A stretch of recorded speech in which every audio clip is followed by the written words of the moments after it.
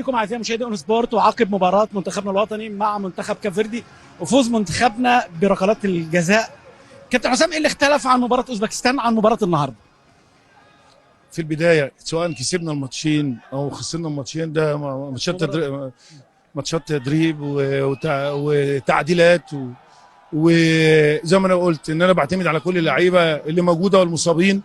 فانا منتخب مصر ما بي يعني ما مش عايزه يبقى في مشكله في الاصابات، لكن عندي اصابات، عندي تيم بحاله. مبروك للمصريين اللي جمد ان في تيم بيتعمل. واللي انتم ما تعرفوش ان منتخب مصر فعلا من زمان، من فتره طويله الناس اتاخرت قوي ان تضخ لعيبه جديده. البهوات اللي بيقعدوا في الاستوديوهات في ناس قلبها حلو ومحترم وناس طيبه وناس بتحب مصر. بقول ان الشعب الطيب، المصريين الطيبين اللي روحهم عاليه على المنتخب، احنا بنجرب وبنشوف الطرق اللي احنا بنلعب بيها، ونشوف المشاكل اللي عندنا في حاله اللعيبه المصابين ما كملوش. عندنا تيم بحاله. بقول لك عندنا تيم بحاله. انت النهارده المغرب لما حكيمي بيغيب بيقول لك حكيمي غاب، اللي هم عندهم 3 4 فرق في يعني منتخبات قويه. فانا عايز الناس تهدى شويه. مش اللي بيحبوا مصر دول عبينين، غالبيه المصريين والشعب. لكن في شويه دايره كده.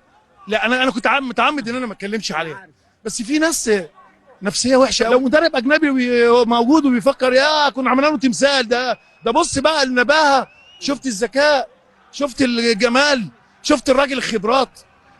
يا عم احنا مصريين وبنحب بلدنا قوي، وبنجتهد وبفكر، وجهازي بيجتهد وبيفكر. انا مركز لبلدي، انا بحب بلدي، بحب جمهوري، بحب الشعب المصري الطيب اللي بيحب بلده. استفدنا من التجربتين طبعا تيم بحاله مش موجود وبنلعب، وعندي ثقه في كل اللي موجودين. بغض النظر لو كسبنا النهارده، وانا عامل حساب ان انا اقول الكلام ده حتى لو لا قدر الله ما طلعناش كسبانين. انا طلعت انت شايف ان في فايده ولا ما فيش فايده؟ طيب عايز اقول حاجه. اللعيبه دي لعبت 4 ماتشات في 10 ايام. ايه رايك انت؟ الاهلي ولعيبه الاهلي ولعيبه الزمالك وبيراميدز لعبوا القوام الاساسي في للمنتخب السوبر، في كاس السوبر هنا، وماتشين جامدين، ماتشين دوليين. عايز اقول للناس اللي بتحب بلدها واللي فهمانه كويس طيبين ان انا بتمرن بس منتخب مصر عشان يلعب ماتش دولي. بتمرن تمرينتين بس، وتمرينه خفيفه، واللعيبه جايه لي. يعني زيزو تعبان وتريزيجيه مش عارف ايه، والراجل والناس وشحاته جاي كان مصاب، والشناوي متعور. كل الناس دي طيب ايه يا جماعه؟ بجرب بدخل شحاته وبدخل صابر وبدخل فيصل وبدخل والزلاكه. ايه المشكله؟ ومصطفى شوبير. هو ايه المشكله؟ انتوا بتصبروا ليه؟ الناس الوحشه بتصبر ليه على الاجنبي؟ يا عم انا ما باخدش رزق حد. الجهاز ده بيموت وبيموت نفسه وبيتعب. لا انا سكت كتير، يعني انا سكت كتير. هيجي بقى يطلع لي واحد يقول لي حسام حسن تصريحاته. لا انا بقول لك انا هعمل زي المدربين الاجانب. هي كده، وهشتغل كده عشان بلدي، عشان الناس اللي بتحب بلدها. السوشيال ميديا دي يعني خربت بيوت وخربت بلاد، وربنا يخلصنا منهم. وان شاء الله بلدنا تفرح بمنتخبها. النهارده قبل كده كنتوا بتفكروا في مدرب اجنبي طلع 1 ولا 2 مصريين. انت النهارده مطلع كم لعيب صغير. انت النهارده كنت زمانك دلوقتي حاطط ايدك على خدك لو ما كنتش حسام حسن والجهاز وابراهيم حسن طلعوا اللعيبه دي. اللعيبه اللي طلعت الجديده دي ذخيره جديده، وهيكملوا المسيره مع زمايلهم القدام. يا جماعه انتوا اهدوا شويه على بلدكم. خليكم زي الشعب الطيب اللي بيحبنا واللي في ظهرنا، اللي كان عايزنا نيجي وعنده ثقه فينا.